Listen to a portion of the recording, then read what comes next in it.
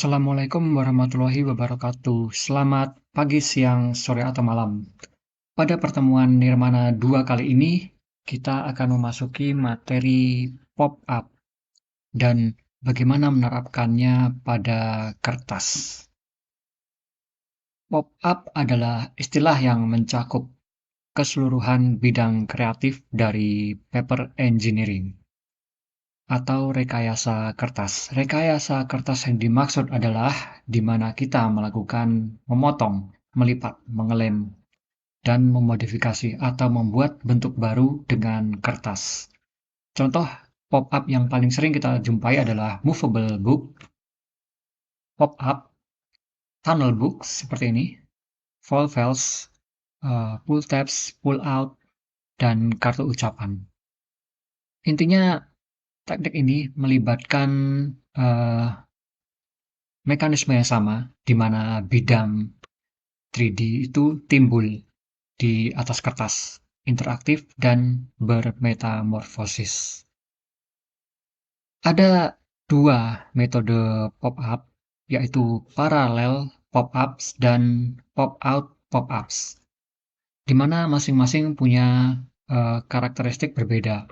Paralel pop-ups ini hanya bisa terlihat dengan membukanya separuh atau 90 derajat, dipopulerkan oleh Masahiro Chatani pada 80-an. Punya nama lain, origami architecture. Ini berbeda dengan pop-out pop-ups, di mana dia harus terbuka sepenuhnya atau 180 derajat.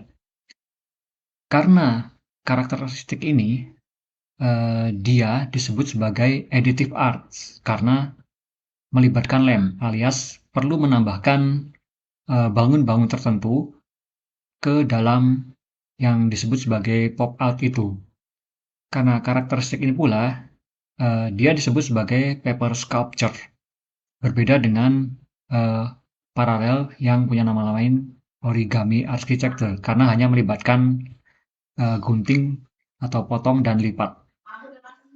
Pada paralel pop-ups ini, hanya bisa dilihat dari satu sisi atau depan saja. Sementara pop-outs ini bisa dilihat dari segala sisi.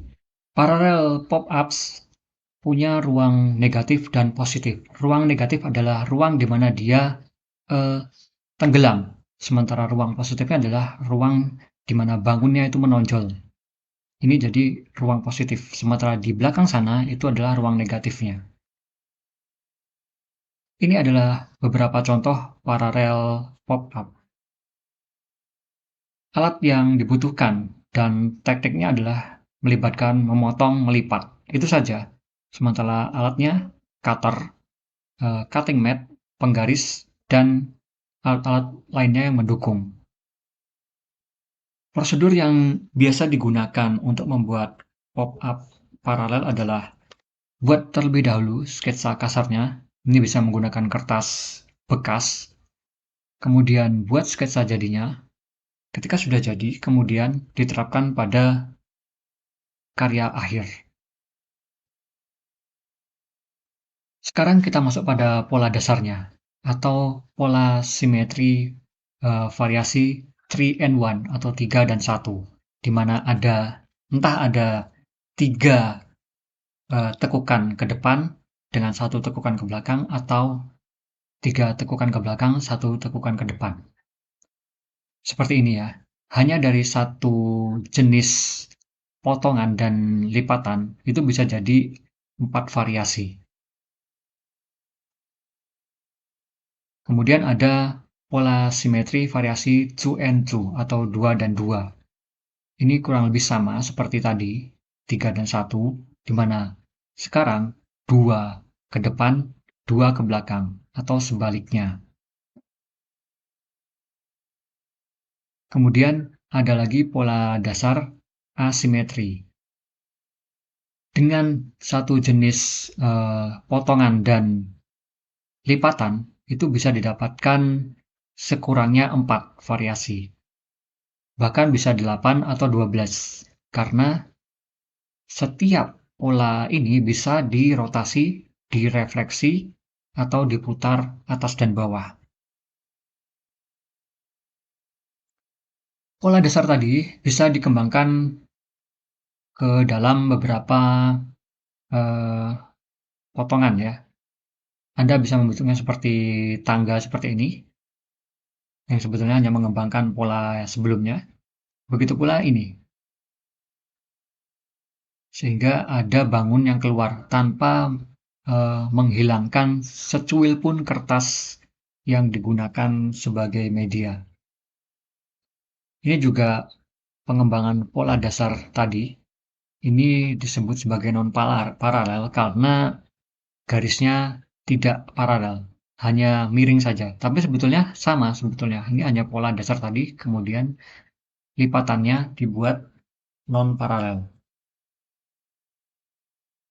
Ini adalah pola lanjut, mengembangkan pola yang ada sebelumnya, tapi potongannya lebih kaya dan lebih banyak, sehingga berkesan seperti eh, ada bangunan yang hilang. Padahal tidak ada, sekali lagi tidak ada kertas yang hilang sedikit pun. Ini juga kurang lebih pola lanjut. Anda bisa mempost video ini kapan saja untuk mencoba menerapkan garis potong dan garis lipat, sehingga menjadi bangun yang lebih kreatif dan eksploratif. Sekali lagi ini sama, pola lanjut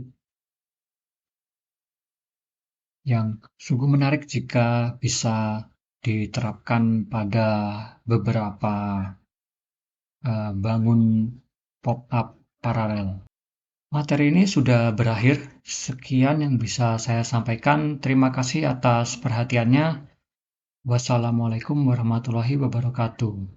Berikut adalah daftar pustaka yang saya gunakan. Anda bisa mencoba mencari sendiri dan mempelajari sendiri. Sampai jumpa.